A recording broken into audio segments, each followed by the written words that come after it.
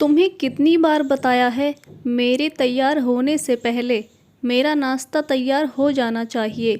शादी के 25 सालों बाद भी तुम्हें क्यों बार बार एक ही बात बतानी पड़ती है लता? तुम्हें क्या है, तुम तो आराम से घर पर रहोगी, मुझे काम पर जाना पड़ता है। तुम हो कि हमेशा बेवकूफ़ों जैसी हरकत करती हो।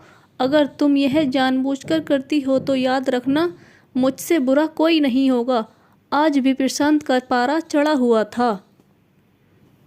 इन कटु शब्दों में अपना गुस्सा उतारते हुए, गीला तौलिया कुर्सी पर फेंकते हुए प्रशांत गुस्से से लता की तरफ देखने लगा।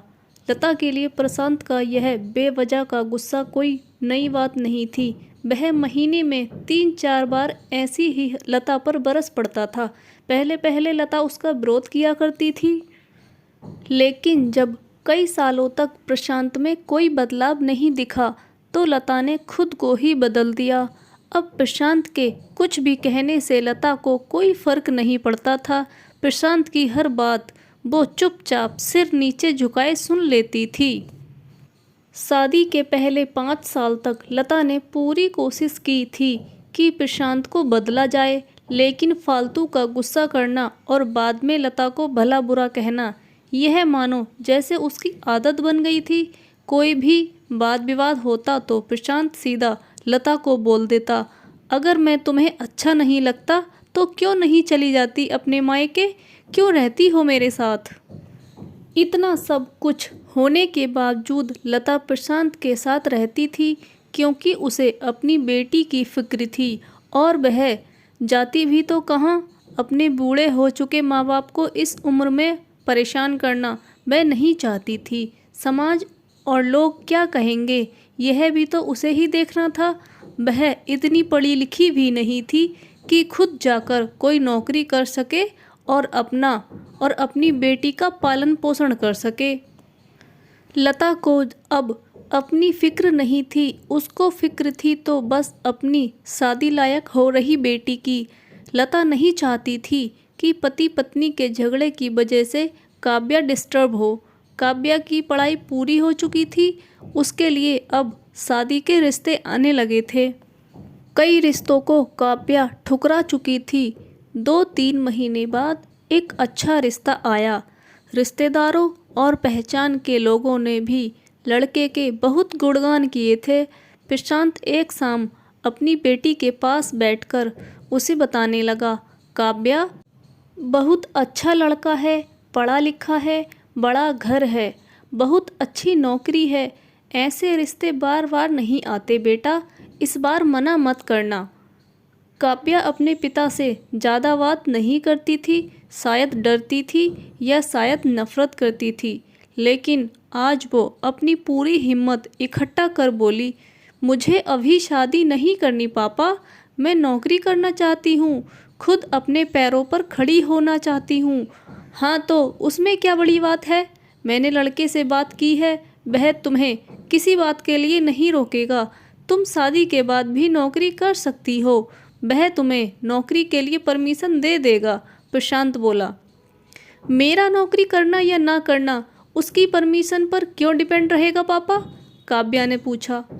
मैं कह रहा हूँ ना, तुम्हें किसी भी चीज़ की कमी नहीं होगी वहाँ। ऐसे रिश्ते बार बार नहीं आते बेटा, इसे ठुकरा मत, बहुत खुश रहोगी तुम वहाँ। प्रशांत बोला, पापा, क्या मैं इतनी ही खुश रहूँगी जितनी मम्मी इस घर में खुश हैं? काव्या ने तंज कसते हुए कहा। आज तुम्हारी जबान बहुत ज़्यादा चल रही है। प्रशांत गुस्से से आंखें बड़ी करते हुए बोला, पापा, मुझे शादी ही नहीं करनी है, क्योंकि शादी के बाद अगर वह लड़का आपके जैसा निकला तो मैं क्या करूँगी? मुझे आपके जैसा जीवन साथी नहीं चाहिए जो बिना बात के मुझ पर हमेशा चिल्लाए। मुझे कुछ भी अपनी पसंद का लेना हो तो 10 बार सोचना पड़े, कहीं वह नाराज़ ना हो जाए। मेरी तबीयत कैसी भी हो उसे परवाह ना हो, रोटी थोड़ी सी मोटी बन जाए तो घर सर पर उठा ले, उसकी चेक बुक ना मिले तो भी मेरा ही दोष निकाले और हर छोटी मोटी बात पर मुझे मायके जाने के लिए कहे। काव्या ने अपना दिल खाली करते हुए कहा।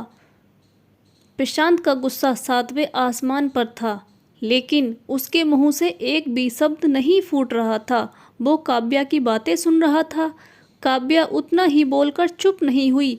आज पहली बार वह अपने पापा के सामने इतना कुछ बोल रही थी। पापा, आपने माँ के साथ हमेशा गलत व्यवहार किया है। आप अपने ऑफिस का गुस्सा बिना सोचे समझे माँ पर उतार देते हैं। कभी इस बात की परवाह भी नहीं करते कि उन्हें कैसा लगता होगा। आपकी बातें सुन सुन माँ ने अपना स्वाभिमान खो दिया। प्रशांत आज पहली बार अपने किए बर्तावों को महसूस कर पा रहा था। वो इतना ही बोल पाया, जो तुम्हारा मन है वो करो। मैं तो इतना बुरा हूँ ना? काव्या ने प्रशांत का हाथ पकड़ा और बोली, पापा, मुझे सिर्फ एक सवाल का जवाब दे दो। क्या आप चाहोगे मेरा पति आपके जैसा हो? अगर आपका जवाब हाँ है तो कर दीजिए मेरा रिश्ता आज ही, और ना है तो मुझे आत्मनिर्भर बनने दीजिए। प्रशांत कुछ भी ना बोल पाया और वहाँ से चुपचाप बाहर चला गया। उसे लता के सामने जाने में भी शर्म आ रही थी। चलते चलते उसकी आंखों से आंसू बह रहे थे। प्रशांत ने आज से अपने आप को बदलने का निश्चय किया। अगले दिन से लता ने अपने पति में काफ़ी बदलाव देखा। वह सोचने लगी कि जो हिम्मत काव्या ने दिखाई है, वह हिम्मत अगर मैंने पहले ही दिखा दी होती तो शायद आज ये परिस्थिति न होती। अब काव्या पढ़ लिख कर अच्छी नौकरी करने लगी थी और 3 साल बाद उसके लिए एक अच्छा रिश्ता आया। और उसकी विदाई पर प्रशांत बोला, बेटा, तू हमेशा खुश रहेगी क्योंकि तेरा पति तेरे बाप के जैसा नहीं है। प्रशांत की यह बात सुनकर लता और काव्या की आंखों से आंसू बहने लगे। दोस्तों, हमारे समाज में औरतों को भले ही देवी का दर्जा दिया जाता है, लेकिन वह स्वतंत्रता नहीं दी जाती जो उन्हें देनी चाहिए। उन्हें बचपन से ही बताया जाता है कि वह पराया धन है। स्कूल से आने में देर हो जाए तो पिटाई मिलती है। मोबाइल पर बातें करते हुए दिख जाए या खिड़की में झांकते हुए दिख जाए तो शक किया जाता है। माँ बाप का घर तुम्हारा घर नहीं है, पति का घर ही तुम्हारा घर है। जीवन भर यह बातें बता बता कर उन्हें ससुराल भेज दिया जाता है और एक दिन किसी छोटे मोटे झगड़े में ससुराल वालों से उन्हें सुनना पड़ता है कि इस घर को छोड़ दो और मायके चली जाओ। इस कहानी को पूरा देखने के लिए धन्यवाद दोस्तों। ऐसी ही और अच्छी मोटिवेशनल स्टोरी देखने के लिए मेरी वीडियो को लाइक करें और चैनल को सब्सक्राइब करें। धन्यवाद।